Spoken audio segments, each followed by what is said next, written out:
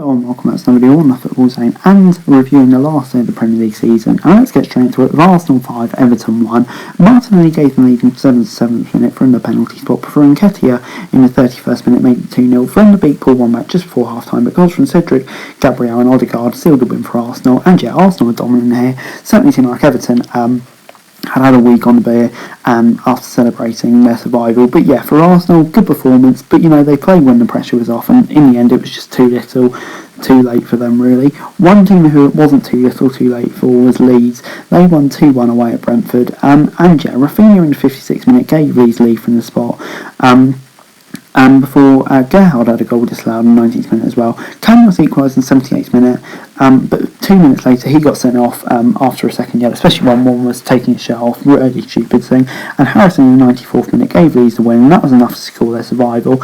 And Leeds, yeah, credit to them, it was quite an even game, but they score when it matters, and they stayed up. Not the best season for him, but today, yeah, they deserve to stay up. Moving on then to a really disappointing day for West Ham as they were defeated 3-1 by Brighton. Antonio gave them the lead 40 in the 40th minute before goals from Veltman, Gross and Welbeck in the second half gave Brighton a 3-1 win. And for West Ham, yeah, they were outclassed, they really outperformed, and it would be so frustrating for them because Manchester United dropped points, and with a win they would have gone to Europa League, and we saw how well they did in that last season.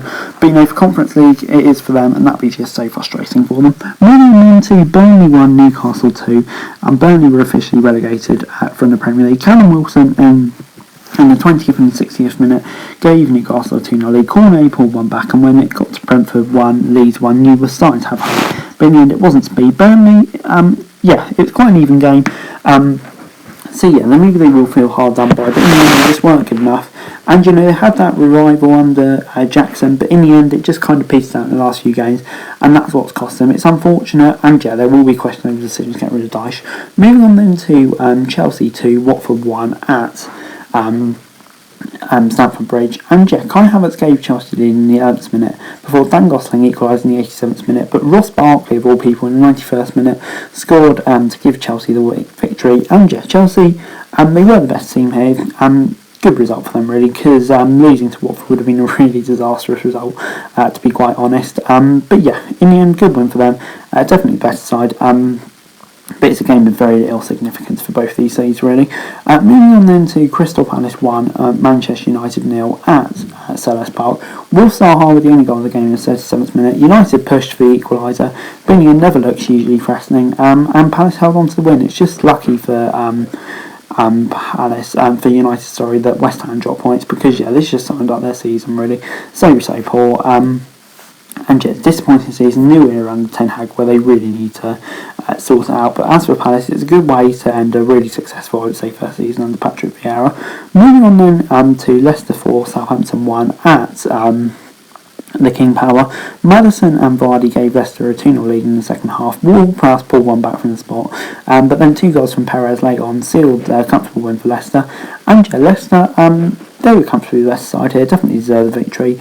And they finished the season in 8th, only 4 points off a Conference League spot, so it wasn't a great season for Leicester at all, but it did improve towards the end, so they probably will take some confidence into next season. But for Southampton, a really poor way to end the season.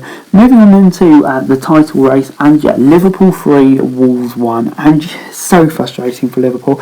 Pedro Neto gave them the lead in the 3rd minute, and you thought it was all over, but City started losing. Mane scored 1-1, and could they get the winner? Well, they could. Salah in the 84th minute and Robertson in the 89th.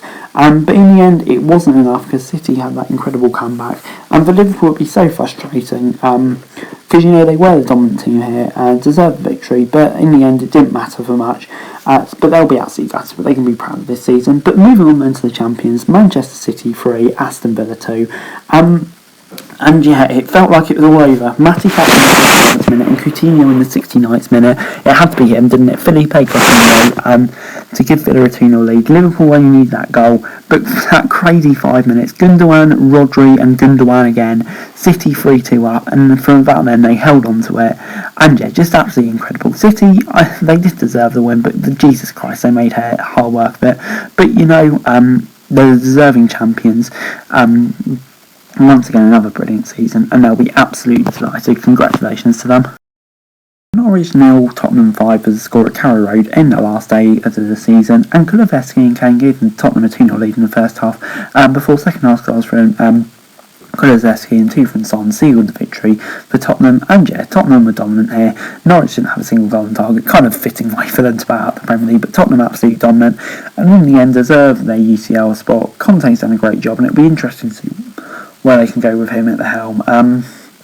But yeah, great first season for Tottenham, and they'll be absolutely delighted with that. But anyway, guys, that's it for you. Thanks very much for watching. As I like to subscribe, notice the comments down below, follow me to the description for daily football news, and subscribe to my channel on the screen, and that would be greatly appreciated. Thanks very much for watching. Peace.